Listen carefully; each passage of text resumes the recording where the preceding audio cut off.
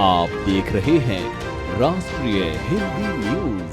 नमस्कार, आप देख रहे हैं राष्ट्रीय हिंदी न्यूज और मैं आपके साथ तुषार। चलिए रुक करते हैं खबरों की तरफ। राजधानी दिल्ली से सटे ग्रेटर नोएडा में बीते 38 दिनों से ग्रेटर नोएडा विकास प्राधिकरण के खिलाफ 39 से ज्यादा गांवों के किसानों का मांगों को लेकर धरना प्रदर्शन जारी है। ऐसे में स्थानीय किसान नेता अपनी मुहिम को मजबूती देने के लिए लोगों के घर घर जाकर संपर्क कर रहे हैं। इसके अलावा ग्रेटर नोएडा के विकास महापंचायत और अन्य बैठकों के जरिए सीधा प्राधिकरण के खिलाफ अपनी आवाज को बुलंद कर दी है। वहीं इसी कड़ी में हमारे साथ हमारी संवाददाता सार्विका श्रीवास्तव ने धरने पर जाकर किसान सभा के प्रवक्ता से बातचीत की। आइए आपको सुनवाते हैं कि उनकी क्या क्या मांगे हैं। आप देख रहे हैं राष्ट्रीय हिंदी न्यूज और मैं हूं आपके साथ सार्विका श्रीवास्तव। इस वक्त हम मौजूद हैं ग्रेटर नोएडा में। यहाँ ग्रेटर नोएडा प्राधिकरण के खिलाफ किसानों का आंदोलन जारी है।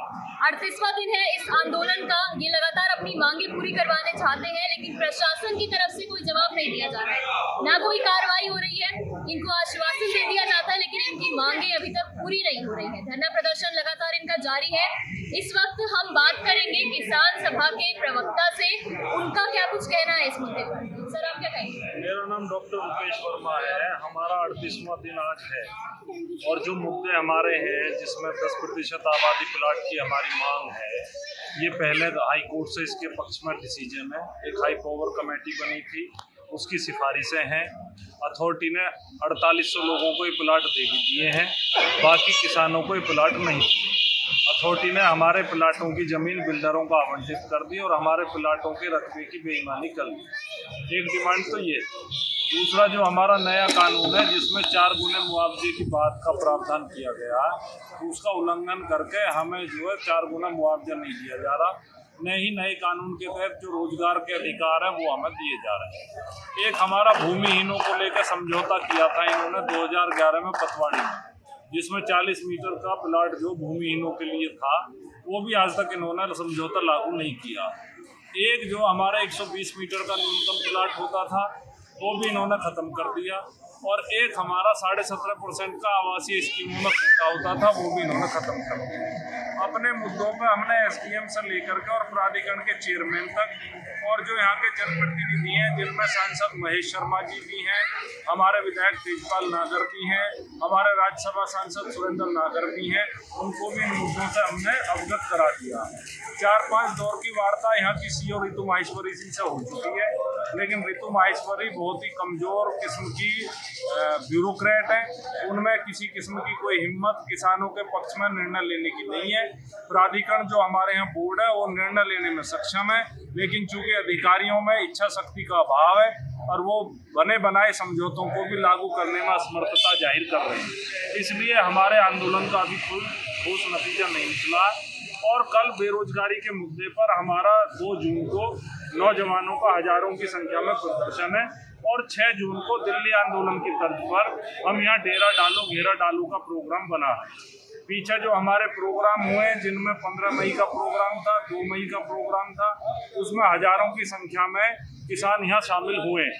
और ये 24 में चुनाव है। यदि सरकार हमारी नहीं सुनती है तो राजनीतिक तौर पर भी पार्टी को, बीजेपी को, सत्ताधारी पार्टी को इसकी कीमत चुकानी पड़ सकती है, क्योंकि ये 50 गांवों का मामला है और 1.5 लाख से ज़्यादा किसान इसमें प्रभावित है। और इसलिए यदि ये गंभीरता से नहीं लेते, ऋतु माहेश्वरी इसको गंभीरता से नहीं लेती, सरकार इसको गंभीरता से नहीं लेती, तो इसका बड़ा खराब परिणाम इनके लिए आ सकता है। वहीं धरने पर बैठी महिलाओं से भी बातचीत की गई, तो उन महिलाओं ने क्या कुछ कहा और उनकी क्या क्या मांगे हैं, सुनिए। आपने सुना कि इन्होंने बोला है कि प्रशासन की तरफ से भी कोई जवाब देने के लिए तैयार नहीं है। आते हैं, आश्वासन देते हैं और चले जाते हैं। लेकिन यहाँ हम देख रहे हैं कि महिलाएं भी प्रदर्शन कर रही हैं।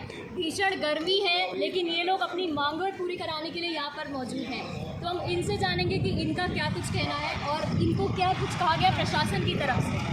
क्या मांगे?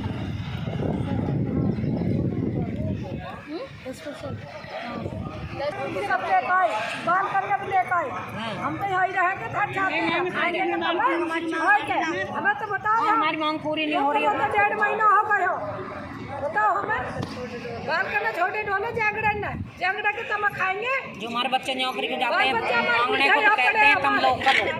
हमने जमीन दे दी तो हमारे बच्चे को कहते हैं लोकल। क्या हमारे बच्चे लोकल हैं? वो पढ़े लिखे हैं हमारे बच्चे। जब इस मुद्दे पर किसानों से सवाल पूछा गया तो उन्होंने बताया कि अगर प्रशासन की तरफ से कोई कार्रवाई नहीं की जाती है तो ये प्रदर्शन आने वाले समय में और तेज किया जाएगा। प्रशासन की तरफ से ये मांगे पूरी नहीं होती हैं तो क्या इस आंदोलन को और तेज किया जाएगा और प्रशासन ने क्या कहा है, हम इनसे जानेंगे। देखिए, आज हमको 38 दिन हो गए हैं यहाँ पे और 38 दिन में हम अपने स्तर पे 2-3 बार सीओ, एसीओ, एसडीएम, डीएम, क्षेत्रीय विधायक और एमपी से मुलाकात हमारी हो चुकी है ताकि कल को कोई हमारे ऊपर ये आरोप न लगाए कि किसान अपनी मनमानी कर रहे हैं और यहाँ किसी तरह से अफरा तफरी फैलाने के लिए यहाँ आई। हमारी मांग बिल्कुल नई नहीं है, हमारी वही मांग है जो हमको पहले प्राप्त हो चुकी है और उनको ये बेईमानी कर रहे हैं, वही हमारे एजेंडे में मांग है। शायद आपको वो मांग पत्र भी हमने दे दिया होगा। और ये जो हमारा आंदोलन है ये अनिश्चितकालीन है, जब तक हमारी मांगें पूरी नहीं हो जाती लिखित में आश्वासन नहीं चाहिए, हमें काम पूरा होना चाहिए।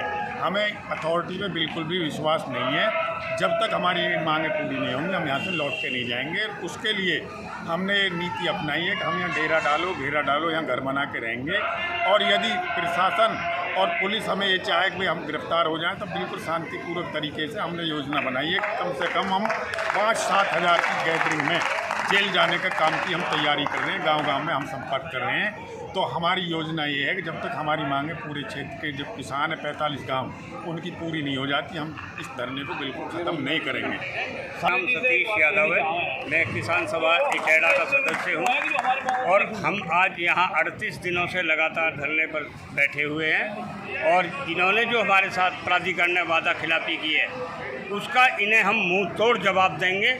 और अब की बार किसान का जो दिल है वो आर पार की लड़ाई करने के मूड में है और हम 6 तारीख से यहाँ दिल्ली आंदोलन की तर्ज पे अपने बच्चों और जानवरों, गाय भैंस सब सहित यहाँ धरना पे आ रहे हैं और अब की बार आर्या पार।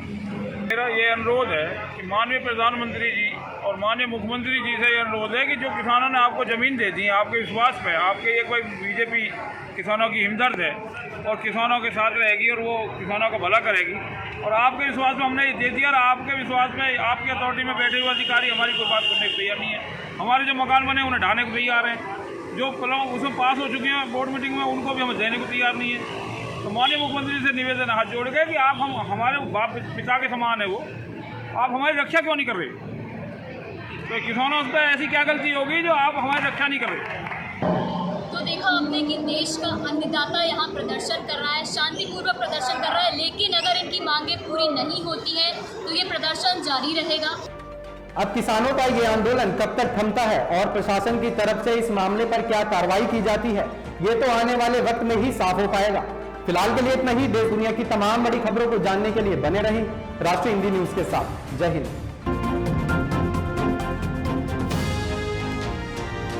आप देख रहे हैं राष्ट्रीय हिंदी न्यूज।